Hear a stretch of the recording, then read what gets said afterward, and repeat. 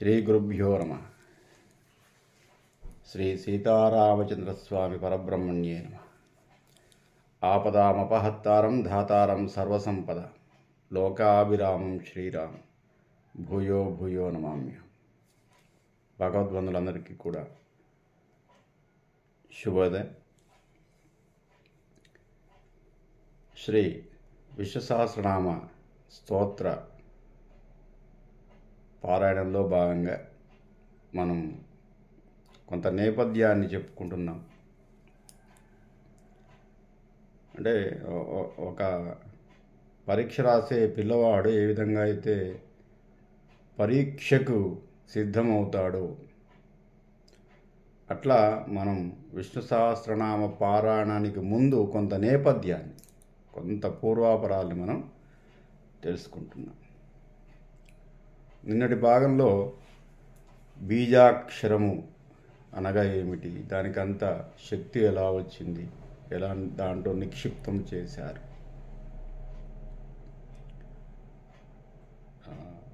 పిల్లవాడు పరీక్ష అంటే గుర్తొస్తుంది. ఇప్పుడు పిల్లవాడు ఏదో కాంపిటేటివ్ ఎగ్జామ్ రాస్తాడు.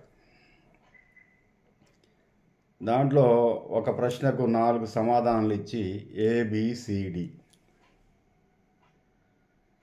ఏదో ప్రశ్న వేయగానే కింద 4 సమాధానాలు ఏ రబ్ చేస్తాడు వాడు సమాధానం, అంతే. అది బీజాక్షరం. ఏ అనేది సమాధానం కాదు వాస్తవంగా, కానీ సమాధానాన్ని ఏ అనే అక్షరంలో నిక్షిప్తం చేశారు మేధావులు. ఏదో భారత స్వాతంత్ర సంగ్రామానికి మూలకారకుడెవరు అనే ఒక ప్రశ్న వేశారు. ఏ సుభాష్ చంద్రబోస్, అదేదో వాడు రబ్ చేశాడు, ఏ అనేది రబ్ చేశాడు, అంతే. అడిగిన దానికి ఏ అనేది సమాధానము కాదు, కానీ సమాధానాన్ని మేధావులంతా ఏ అనే ఒక అక్షరంలో నిక్షిప్తము చేసి పెట్టారు. వాడు ఏ అనే దాని కింద ఆ సర్కిల్ ఉంటుంది, ఆ సర్కిల్లో రబ్ చేస్తే సరిపోతుంది, అంతే. అదే సమాధానం. అట్లా బీజాక్షరాల్లో దైవశక్తిని అంతటినీ కూడా నిక్షిప్తము చేసి పెట్టారు. ఓం అంటే దైవానికి సంబంధించినటువంటి శక్తి, అంతే. అదే బీజాక్షరం. అట్లా అనేక బీజాక్షరాల సమాహారము స్తోత్రం, అంతే. ఇప్పుడు మనం తిరుపతిని దర్శనం చేసుకుంటామండి. తిరుపతిని దర్శనం చేసుకునే సమయంలో ఏదో 300 రూపాయలు మనం పే చేసి వాడు టోకెన్ పంపిస్తాడు. టోకెన్ దర్శనము కాదు, టోకెన్ చూపిస్తే దర్శనానికి పర్మిషన్, అంతే. ఈ టోకెన్లో, ఈ చిన్న కాగితం ముక్కలో పెద్ద ప్రాసెస్ నిక్షిప్తమై ఉంది. టీటీడీ బోర్డు అంతా కూర్చొని, సభ్యులంతా కూర్చొని ఏ విధంగా మనం దర్శనాన్ని కల్పిస్తాము, ఏ విధంగా ఏ మార్గం ద్వారా సులభంగా వీళ్ళందరూ దర్శనం చేసుకోవచ్చు, 10,000 రూపాయలు ఏ విధంగా, 5,000 రూపాయలు ఏ విధంగా, 300 ఏ విధంగా, ధర్మదర్శనం ఏ విధంగా, కాలినడకన ఏ విధంగా, సిస్టమ్, పెద్ద సిస్టమ్ ఉంది. వాళ్ళంతా కూర్చొని మేధావులంతా కలిపి ఆ కంప్యూటర్ వాడిని సంప్రదించి, ఆ సిస్టాన్ని అంతా సంప్రదించి, ఒరే నాయన 300 ఎవరిస్తారో వాడికి టోకెన్ పంపించేసి ఫోన్లో, అంతే. మనకి ఈజీగా అనిపిస్తుంది. ఈ టోకెన్ చూపేగానే లైన్లో పంపించేశాడు, అరే 300 రూపాయల లైన్లో వెళ్ళిపో, భగవంతుని దర్శించు, అంతే. అట్లాగే బీజాక్షరాలు ఒక టోకెన్ భగవద్ దర్శనానికి. వివివివివివివిఐపి టోకెన్ బీజాక్షరము, దైవనామస్మరణ స్తోత్రము, ఇట్ ఈస్ అ టోకెన్. ఈ టోకెన్లో పెద్ద శిష్టాన్ని ఏం చేశారంటే నిక్షిప్తం చేసి పెట్టారు. నాయన శ్రీమన్నారాయణ దర్శిస్తావా, ఓం నమో నారాయణాయ, ఈ టోకెన్ తీసుకువెళ్ళిపో. శివుణ్ణి దర్శిస్తావా, ఓం నమ శివాయ, ఈ టోకెన్ తీసుకుని వెళ్ళిపో, అంతే. అమ్మవారిని దర్శిస్తావా, శ్రీమాత్రే నమః, ఇట్ ఈస్ ద టోకెన్. ఈ అక్షరాల్లో పెద్ద సిస్టమ్, చాలా పెద్దది.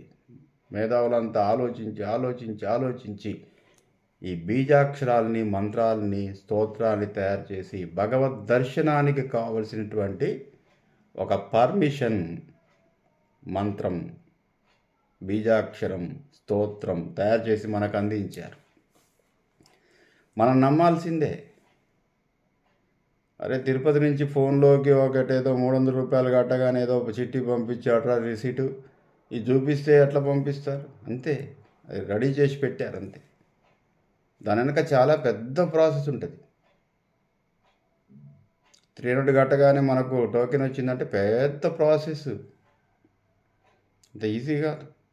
కానీ మనకు సులభం చేయటానికి, మనము స్వామివారిని తిరుపతిని దర్శించుకోవడానికి సులభం చేయడానికి ఒక మార్గం. అట్లాగే మనం ఏ దేవతను దర్శించాలన్నా ఒక సులభ మార్గాన్ని కనిపెట్టారు మన మేధావులు, పూర్వులు, ఋషులు, శాస్త్రవేత్తలు. దాన్ని నమ్మాల్సిందే. నమ్మకం లేదు అంటే ప్రూవ్ చేసేవాడే లేదు. అక్కడికి పోతేనే తప్ప. రేపు ఫోన్లోకి ఇది పంపించారు, నా 300 తీసుకుని నాకేం నమ్మకం లేదు పంపిస్తారంటే అక్కడికి పోతేనే తెలుస్తుంది అంతే. నీకు ప్రూవ్ చేసేవాడు ఎవడు లేడు. నమ్మాల్సిందే. కాబట్టి మన పూర్వులు చెప్పింది నమ్మాల్సిందే. ఈ మధ్యలో ఒక చిన్న కథ చదివాను. కథ అంటే ఒక విలేకరి ఒక దేవాలయంలో పనిచేసే అర్చకుడి దగ్గరికి వెళ్ళింది. ఆయనకు ఒక 80 సంవత్సరాలు ఉంటాయి. చాలా వృద్ధుడు. 40-50 ఏళ్ళుగా ఏదో రామాలయమో శివాలయంలో దాంట్లో ఆయన అర్చకత్వం చేస్తున్నాడు. ఒక విలేకరి వెళ్ళి, స్వామి మీరు ఎన్ని సంవత్సరాల నుంచి ఇక్కడ అర్చకత్వం చేస్తున్నారు? అమ్మ నేను ఒక 50 సంవత్సరాల నుంచి దీంట్లో నేను స్వామివారికి పూజ చేస్తున్నానమ్మా, అర్చకుడిగా ఉన్నాను. స్వామి ఈ 50 సంవత్సరాల్లో మీకు ఎప్పుడైనా మీ దైవం కనిపించాడా? ఇన్నేళ్ళు పూజ చేశారు కదా, రోజు ఉదయం, మధ్యాహ్నం, సాయంత్రం నైవేద్యం పెడుతున్నారు, దీపం పెడుతున్నారు, ఏదో స్తోత్రం చేస్తున్నారు, పారాయణం చేస్తున్నారు, ఏదో మడిగట్టుకుంటున్నారు, ఏదో ప్రాతకాలంలో సంధ్యావందనం చేస్తున్నారు. ఇన్ని చేస్తున్నారు కదా 50 సంవత్సరాల నుంచి. మరి మీ దేవుడు ఎప్పుడైనా కనిపించాడా? లేదమ్మా, నాకెప్పుడు కనిపించలేదు. మరి ఎందుకు చేస్తున్నారు మరి? అప్పుడు ఆ అర్చక స్వామి ఒక సమాధానం చెప్పాడు. అమ్మ మీ ఇంట్లో కుక్క ఉందా? అదే కుక్కకు నేను అడిగిన ప్రశ్నకు సమాధానం ఏమిటి? ఇలా ఉంది స్వామి, కుక్క ఉంది మా ఇంట్లో. ఎప్పుడైనా అరిచిందా? రాత్రిపూట ఎవడైనా వస్తే అరుచేస్తుంది. దొంగలు వస్తే అరుస్తుంది. దొంగను చూడగానే కుక్క అరిచింది. కుక్క అరవగానే ఆ పక్కింట్లో ఆ బజార్లో ఉన్న కుక్కలన్నీ మరుగుతాయి.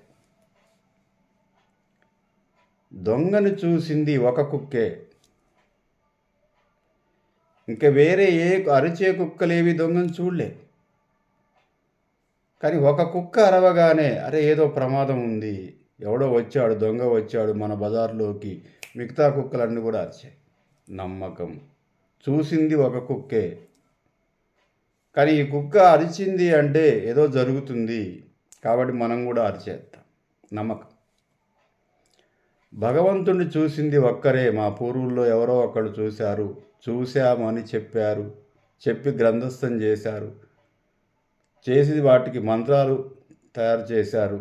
భగవంతుడిని మీరు కూడా చూడటానికి ఈ విధంగా చేయండి నాయన అని చెప్పారు. కాబట్టి మా పూర్వులు, మా ఋషులు, మా శాస్త్రవేత్తలు, మా భక్తులు భగవంతుడిని దర్శించాము అని మొత్తుకున్నారు. మొత్తుకోవడమే కాదు, గ్రంథస్థం చేశారు. మీరు ఇలా చేస్తే కూడా మిమ్మల్ని కూడా దర్శన భాగ్యం కలుగుతుంది అని చెప్పారు. ఆ విధంగా మేము మా పూర్వులని నమ్మి మేము విధంగా చేస్తున్నాం. మాకేం కనిపించలే, మా పూర్వులకు కనిపించారని చెప్పారు, వాళ్ళని నమ్మాల్సిందే. కుక్క ఎట్లాగైతే ఒక కుక్కే దొంగను చూసి మొరిగిందో, మిగతా ఈ కుక్క మీద నమ్మకం. అరే ఏదో భయంగా మొరుగుతుంది అంటే ఏదో జరుగుతుంది, ఏదో ఎవడో వచ్చాడు. మిగతా కుక్కలన్నీ కూడా అరిచేసాయి. అట్లాగే ఇంకొక ప్రశ్న కూడా వేశారు. స్వామి అంటే ఒక స్వామీజీ దగ్గరికి వెళ్ళి, స్వామి శ్రీమన్నారాయణుడు కానీ, శివుడు కానీ, అమ్మవారు కానీ, ఈ దేవతలంతా కూడా మన దేశంలోనే పుట్టారేంటి? పెద్దది కదా ప్రపంచం, 196 దేశాలు 200 దేశాలు ఉన్నాయి కదా. భారతదేశంలో వీళ్ళందరూ పుట్టిరేంది? వెంకటేశ్వర స్వామి ఇక్కడే పుట్టిండు, రాములవారి ఇన్నే ఉండు, శివుడు ఇక్కడే, బ్రహ్మదేవుడు ఇక్కడే, వేరే దేశంలో లేరేంటి? అప్పుడు ఆ స్వామీజీ ఒక సమాధానం చెప్పాడు. ఈ ప్రపంచం అనేది ఒక ఇల్లు, మొత్తం ఈ ప్రపంచం అనేది ఒక ఇల్లు. ఇంట్లో ఇప్పుడు మన ఇంట్లో దేవుడి గది ఉంటుంది. దేవుడిని ఎక్కడ పెడతా? దేవుడి గదిలోనే పెడతాం. దేవుడి రూమ్లోనే, లేదా ఆ ర్యాక్లోనో, లేదా ఆ గూడులోనో వాడు నమ్మినటువంటి దేవుణ్ణి అక్కడ పెట్టుకుంటాడు. వెంకటేశ్వర స్వామిని, శివుణ్ణి, శివలింగాన్ని, అమ్మవారిని, తర్వాత వాడి ఇష్టం రాముల వారిని, ఇల్లంతా పెట్టుకోవచ్చు కదా. కానీ దేవుడి రూమ్ ఒక ప్రత్యేకంగా పవిత్రంగా తయారు చేసుకొని దాంట్లోనే నిక్షిప్తం చేస్తాడు, అక్కడే ప్రేయర్ చేస్తాడు, అక్కడే ప్రార్థన చేస్తాడు. అట్లాగే భగవంతుడికి ఈ ప్రపంచం అనేది ఒక ఇల్లు, దాంట్లో దేవుడి రూము మన భారతదేశం. పూజా గది అంత ఇల్లంతా పూజ చేసుకోడు. పూజా గది అని ఒకటి ఉంటుంది వాడికి. ప్రపంచమంతా ఒక ఇల్లు అయితే పూజ గది భారతదేశం. కాబట్టి పూజ గదిలోనే ఎవరు ఉంటారు? దేవుళ్ళందరూ అక్కడే ఉంటారు, పూజ గదిలో ఉంటారు, బెడ్రూమ్లో ఉండరు. కాబట్టి దేవతలందరూ ఇక్కడే పుట్టారు. పూజా గది పవిత్రమైనటువంటి కర్మభూమి ఇది. కాబట్టి ఏ దేవతా స్వరూపమైనా ఇక్కడ పుట్టాల్సిందే, పుణ్యభూమి. పవిత్రమైన దగ్గరనే భగవంతుడు ఉంటాడు. పాషండులు, మ్లేచ్చులు ఉన్న చోట భగవంతుడు ఉండడు. నాస్తికులు ఉన్న చోట భగవంతుడు ఉండడు. రాక్షసులు, దయ్యాలు, భూతాలు, భూత ప్రేత పిశాచాలు ఉన్న చోట భగవంతుడు ఉండడు. పవిత్రమైన స్థలంలో, పూజా గదిలో మాత్రమే ఆయన ఉంటాడు. కాబట్టి ఇది ఒక దేవాలయం. ప్రపంచానికి భారతదేశం అనేది ఒక దేవాలయం. కాబట్టి దేవతలందరూ కూడా ఇక్కడ కొలువై ఉంటారు. 33 కోట్ల మంది దేవతలందరూ కూడా భారతదేశంలోనే కొలువై ఉన్నారు. కాబట్టి ఈ దేశంలోనే ఇంతమంది దేవతలు ఎందుకు? ఇది పుణ్యభూమి, వేదభూమి, కర్మభూమి, శాస్త్ర సంబంధమైనటువంటి విషయాలకు నిలయమైనటువంటి భూమి, ఆచార వ్యవహారాలకు, సంస్కృతి సాంప్రదాయాలకు పుట్టినిల్లు. కాబట్టి దేవుడు ఇక్కడే ఉంటాడు, ఇంకెక్కడా ఉండడు, ఉండే ప్రశ్నే లేదు. కాబట్టి అట్టి దేవతలను మనం దర్శించాలంటే మనకొక సులభ మార్గం ఏంటంటే ఈ విఐపి టోకెన్. ఏమిటయ్యా విఐపి టోకెన్? స్తోత్రము, విష్ణు సహస్రనామ స్తోత్రం. మనం విష్ణువుని దర్శించుకుందామని అనుకున్నాం కాబట్టి విష్ణు సహస్రనామ స్తోత్రం. అమ్మవారిని దర్శించుకోవాలి, లలితా సహస్రనామ స్తోత్రం. ఇంకేదో పరమశివుణ్ణి దర్శించుకోవాలి. ఓం నమ శివాయ. కాబట్టి ఆ బీజాక్షరాల్లో ఒక పిల్లవాడు ఎట్లాగైతే ఒక సమాధానాన్ని ఏ అని రబ్ చేశాడో, ఆ రబ్ చేసేటువంటి ఏ అనే బీజాక్షరంలో సమాధానం అంతా నిక్షిప్తమై ఉందో, ఏ చూడగానే అక్కడ ఉన్నటువంటి మేధావి ఎస్ రైట్ ఆన్సర్, ఆయనకు తెలుసు ఏలో ఏ సమాధానం ఉందో, రైట్ కొట్టేస్తాడు. అట్లాగే ఏ బీజాక్షరంలో ఏ దేవతా శక్తి నిక్షిప్తమై ఉందో ఆ దేవత ప్రసరిస్తుందన్నమాట. దైవశక్తి మనల్ని దీవిస్తుంది. వారు వీటి రైట్ సమాధానం చెప్పాడు. అట్లాగే మనకేంటంటే ఈ విష్ణు సహస్రనామ స్తోత్రం అనేది మనకు శ్రీ మహావిష్ణువుని వైకుంఠానికి వెళ్ళటానికి, వైకుంఠ ద్వార దర్శనాన్ని చేసుకోవడానికి ఇదొక టోకెన్, మనకు విఐపి టోకెన్. టోకెన్ చేతిలో ఉండగానే సరిపోదు, మనం అంత ప్రయాసపడాలి, వెళ్ళాలి.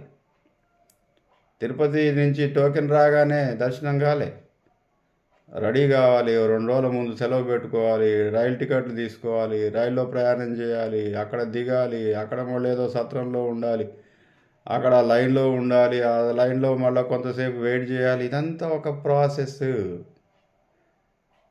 విష్ణు సహస్రనామ స్తోత్ర పారాయణ గ్రంథం చేతిలో ఉండగానే విష్ణువు కనిపించలేదు. ఇదొక ప్రాసెస్, ఇదొక సాధన.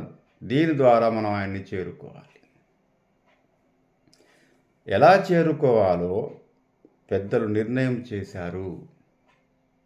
ఆ మార్గంలో వెళితేనే నాయన 300 రూపాయల టికెట్లో వెళ్తేనే ఇలా వెళ్తావు, ధర్మదర్శనంలో వెళ్తే 300 చెల్లదు, 10,000 రూపాయల టికెట్ ఉంటుంది, దాంట్లో ఈ 300 చెల్లదు. ఒరే నాయన, ఇది నీది, నీ మార్గం ఇది, నీ దగ్గర ఉన్న టోకెన్కి ఇది మార్గము. విష్ణు సహస్రనామ స్తోత్రం అనే ఒక టోకెన్ ఉంది, అరే నాయన ఇది నీ మార్గం, ఇలా వెళ్ళు, ఇలా వెళ్ళు, ఇలా వెళ్ళు. కాబట్టి ఈ బీజాక్షరాలు మనకు అందించి దైవశక్తిని దర్శించుకోవటానికి మనకొక మార్గాన్ని అన్వేషించి పెట్టారు. వాటి మనం నమ్మాల్సిందే. ఇది మహాభారతంలో నిక్షిప్తమై ఉంది కాబట్టి, ఎందుకు మహాభారతంలో ఉంటే నమ్మాలి? మహాభారతము ఇతిహాసము, ఇది పురాణ గ్రంథం కాదు, కావ్యం కాదు, ఇతిహాసం. ఇతి ఆసాహ, ఇట్లు జరగను, జరిగింది మాత్రమే ఇతిహాసం అంటారు. ప్రపంచంలో ఒక 6 ఇతిహాసాలు జరిగిన కథలు ఉన్నాయని పెద్దలు చెప్తారు. దాంట్లో 2 మనయే. 1 రామాయణం, 2 మహాభారతం. జరిగింది జరిగినట్టుగా సాక్షిభూతుడై రచించాడు వేదవ్యాసుడు. మహాభారతంలో ఒక పాత్ర ఆయన చూసిందే రాశాడు. రామాయణంలో వాల్మీకి ఒక పాత్ర, ఆయన చూసిందే రాశాడు. ఇది ఇతిహాసం అని చెప్పేసి మనం ఒక్కళ్ళమే కాదు, ఇది జరిగిన కథ అని వేల మంది శాస్త్రవేత్తలు పరిశోధించి పరిశోధించి పరిశోధించి పరిశీలించి పరిశీలించి ఎస్, రామాయణం జరిగింది, ఇది ఇతిహాసము. భారతము జరిగింది, ఇది ఇతిహాసము. ఒక్కళ్ళు కాదు, ఇద్దరు కాదండి చెప్పింది. ప్రపంచ మేధావులు కూడా, ప్రపంచ శాస్త్రవేత్తలు, ప్రపంచ సాహితీవేత్తలు ఇక్కడ పరిశీలించి పరిశోధన చేసి ఎస్, ఈ 2 గ్రంథాలు ఇతిహాసాలు, జరిగిన కథలు. జరిగిన కథ కాబట్టి దాంట్లో నిజం ఉంటుంది. ఏదో పురాణం అయితే ఏదో పొక్కిడి పురాణం అంటారు, కానీ వేదవ్యాసుడు పొక్కిడి పురాణం రాయలేదండి. జరిగిందే రాశాడు, చూసిందే రాశాడు. ఇంకా ఆయన ఎవరో కథ చెప్తుంటే రాయలేదండి. ఆయన దర్శించాడు, ఆయన చూశాడు. మహాభారత కథ అంతా కూడా ఆయన కళ్ళ ముందు జరిగింది. దాన్ని ముందు తరాలకు అందించడానికి. కాబట్టి మహాభారతంలో లేనిదేది ప్రపంచంలో లేదు. ప్రపంచంలో ఉన్నయన్నీ మహాభారతంలో ఉన్నాయి. ఏమి ఇతిహాసం అండి! ఎన్ని క్యారెక్టర్లు, ఎన్ని మనస్తత్వాలు, ఎన్ని వ్యక్తిత్వాలు!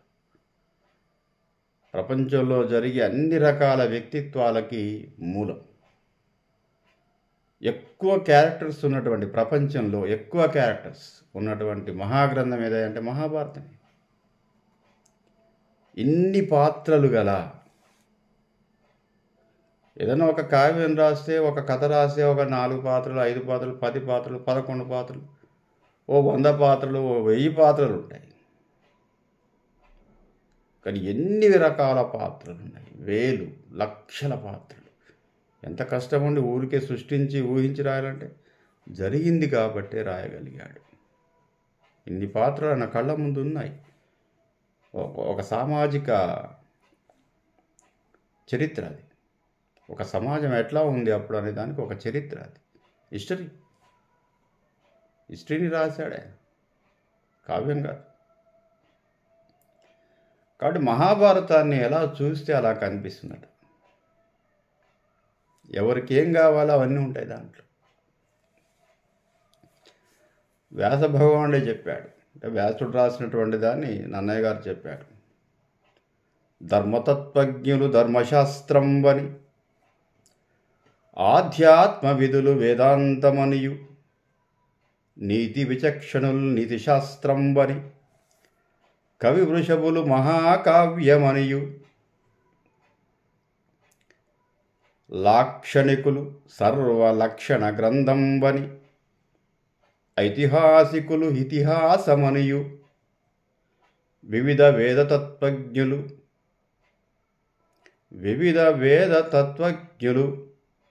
వేద పురాణ సముచ్చయంబని మహిన్ కొనియాడుచుండ. ఎవరికి ఏది కావాలో అవి లభిస్తాయి. ఎవరు ఎలా చూస్తే అలా కనిపిస్తుంది మహాభారతం. ధర్మతత్వజ్ఞులు ధర్మశాస్త్రంబని, ధర్మవేత్తలు, ఏమి ధర్మశాస్త్ర గ్రంథం రా బాబు మహాభారతం. ధర్మతత్వజ్ఞులు ధర్మశాస్త్రంబని, ఆధ్యాత్మ విధులు వేదాంతమనియు, ఆధ్యాత్మికవేత్తలు, ఏమి వేదాంత శాస్త్రం. పంచమ వేదం అని అన్నారు దాన్ని. 4 వేదాలు కదా, 5వ వేదం మహాభారతం అన్నారు. నీతి విచక్షణులు నీతి శాస్త్రం బని, ఏమి నీతి శాస్త్రం, ఎన్ని నీతులు ఉన్నాయి దాంట్లో. లాక్షణికులు సర్వలక్షణ గ్రంథం బని, లాక్షణికులు సర్వలక్షణాలు గల గ్రంథం. ఐతిహాసికులు ఇతిహాసమనియు, ఐతిహాసికులు ఎవరైతే ఉన్నారో ఏమి ఇతిహాస గ్రంథం.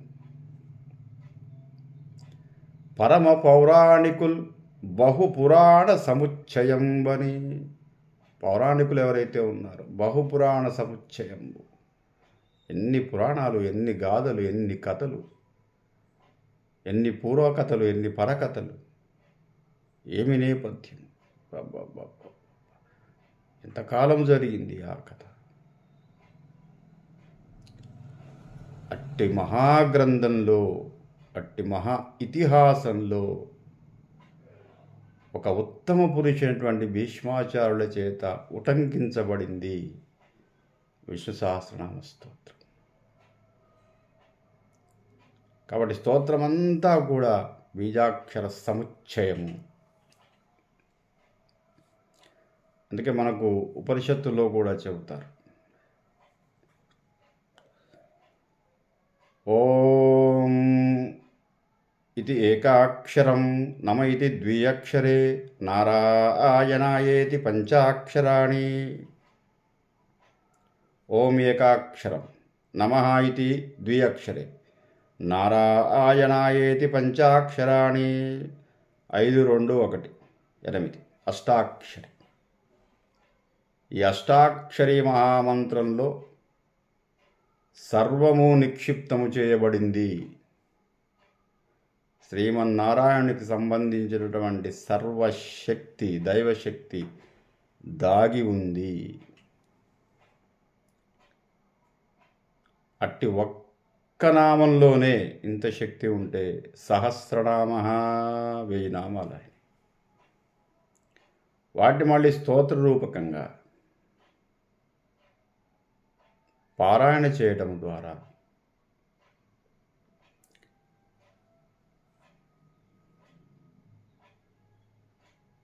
ఏమి లభిస్తుంది మనకి, ఏమి ఫలితము అంటే ఏదైనా స్తోత్రము భగవన్నామ స్మరణ చేయటం వల్ల ఏదో కోరికలు తీరుతాయి.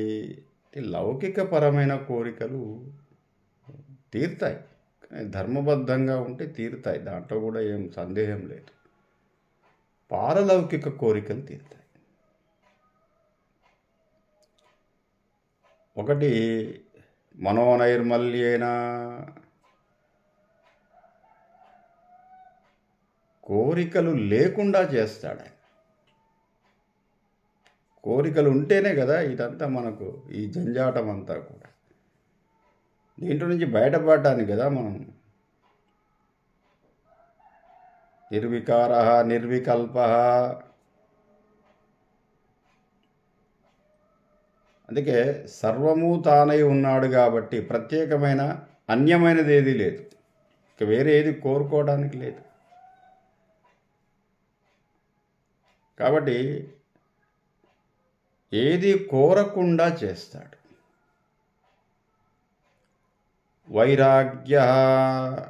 వైరాగ్యానికి విరాగము రాగము అంటే ప్రేమ, విరాగము అంటే ప్రేమ లేకపోవటం, ప్రేమ లేకుండా చేస్తాడు. వైరాగ్యాన్ని కలిగిస్తాడు. మనకు దేని మీద ప్రేమ? ఒకటి దేహం మీద ప్రేమ. ఎందుకు ఈ దేహం మీద ప్రేమ అంటే ఈ శరీరము నాది అనుకుంటున్నా, నాది, నేను బాగుండాలి, నాది బాగుండాలి, ఇదంతా నేనే, ఇది కాదు అని తెలియజేస్తుంది భగవన్నామస్మరణ. శరీరం మీద వైరాగ్యం. ఇంకా కోరికల మీద వైరాగ్యం, ప్రాపంచిక విషయాల పట్ల వైరాగ్యం, తర్వాత ఈ జగత్తు మీద వైరాగ్యం. జగత్ మిథ్య అని తెలియజేసుకుంటుంది, అదే వైరాగ్యం అంటే. అటాచ్మెంట్, రాగము అంటే అటాచ్మెంట్, వైరాగ్యం అంటే డిటాచ్మెంట్. ఈ లోకము నాది కాదు, ఈ శరీరము నేను కాదు, ఈ కనిపించే వస్తువులేవి నావి కావు, ప్రపంచము నాది కాదు, వస్తువులు నాది కాదు, శరీరము నాది కాదు. ఈ మూడింటిని వదిలేస్తే వైరాగ్యం అంటారు. వైరాగ్యం ద్వారా స్థితప్రజ్ఞత. స్థితప్రజ్ఞత అంటే మంచికి చెడుకు ఒకే రకమైనటువంటి నిశ్చలమైన స్థితిలో ఉంటాడు. దుఃఖం వచ్చిందని కృంగిపోడు, సుఖం వచ్చిందని పొంగిపోడు, అన్నీ సమానంగా. స్థితప్రజ్ఞత అన్నీ సమానమే. ఎందుకంటే ప్రపంచము నాది కాదు, ఎప్పుడో ఒకప్పుడు దీంట్లో నుంచి నిష్క్రమించాల్సిందే. ఈ వస్తువులేవి నావి కావు, ఎందుకంటే ఏ వస్తువు మనతో రాదు. శరీరము నాది కాదు, ఇది ఎప్పటికో అప్పుడు కాలిపోవాల్సిందే. ఇన్ని నిజమే కదండి, కాదా? శాశ్వతంగా ఉన్నవాళ్ళు ఎవరైనా ఉన్నారండి ప్రపంచం? శరీరంతో ఎవరైనా ఉన్నారా ప్రపంచంలో? 1000 ఏళ్ళు ఉన్నాడా? 500 ఉన్నాడా? 200 ఉన్నారా? ఎప్పుడో ఒకప్పుడు ప్రయాణం కావాల్సింది. ఇది నిజం, ఇది జీర్ణించుకోవాల్సింది. లేదండి నేను ఒక 1000 ఏళ్ళు ఉంటా, అయ్యేది కాదు. ఈ వస్తువులన్నీ నాయే, ఒక్క వస్తువు కూడా తీసుకొని పోలేము. ఏదో ఉన్నన్నాళ్ళు నాది అనుకుంటున్నాం. ఈ కుర్చీ నాది, ఏదో సోఫా నాది, ఇది నాది, అది నాది, ఏది కాదు నీది. ఈ భవబంధాలన్నీ కూడా నీ కావు, ఇవి సముచ్చయం మాత్రమే. ఆయా సందర్భాల్లో కర్మ ఫలాన్ని అనుభవించటానికి ఏర్పడ్డటువంటి పాత్రలు నీ జీవితంలోకి వచ్చాయి. ఇవి ఒక్కొక్కటి వెళ్ళిపోతాయి. తాతగారు వెళ్ళిపోతారు, తండ్రి గారు వెళ్ళిపోతారు, అమ్మగారు వెళ్ళిపోతారు, అన్నగారు వెళ్ళిపోతారు, వదిన గారు వెళ్ళిపోతారు, తమ్ముడు వెళ్ళిపోతాడు, కొడుకు వెళ్ళిపోతాడు, నువ్వు వెళ్ళిపోతావు. నీ అనుకుంటే వాళ్ళతో వెళ్ళాలి. నువ్వు వెళ్ళావా? లేదు. ఎవ్వరు ఎవరితో పోలేదు, నీతో కూడా ఎవ్వరు రారు. ఇదే వైరాగ్యం. వచ్చారా ఎవరైనా? ఎవరైనా ఒక వ్యక్తి పోతే అరే ఇతనితో నేను పోతానని పోయినవాడు ఎవడన్నా ఉన్నాడా? అరే మా తాత చచ్చిపోయాడు, లేదా మా నాన్నగారు చచ్చిపోయారు, నేను కూడా పోతానన్న కుమారుడు ఎవరైనా ఉన్నారా? ఒక్కడు కూడా లేడు. అరే నా భర్త చచ్చిపోయాడు, నేను పోతాను, భార్య అన్నదా? లేదు. నా భార్య చనిపోయింది, నేను పోతాను అన్నాడు ఎవడైనా? ఎవడు లేడు. ఇవన్నీ ఎప్పుడో ఒకప్పుడు రాలిపోయి ద డిటాచ్మెంట్. నీవే అని నువ్వు అనుకుంటున్నావు, కానీ ఏది నీది కాదు. అన్నీ దూరం అయిపోతాయి ఆయా సమయానికి. భవబంధాలు మనవి కావు, శరీరము మనది కాదు, ఈ లోకము మనది కాదు, ఇవేవి శాశ్వతము కాదు అని తెలుసుకుంటే స్థితప్రజ్ఞుడు మాత్రమే ముని అవుతాడు. మునికి మాత్రమే తపోబలం ఉంటుంది. తపశ్శక్తి చేసిన వాడికి మాత్రమే మోక్ష మార్గాన్ని అన్వేషించటంలో భగవంతుడి యొక్క స్తోత్రాలు సహాయపడతాయి. అదే విష్ణు సహస్రనామ స్తోత్రం. స్వస్తి.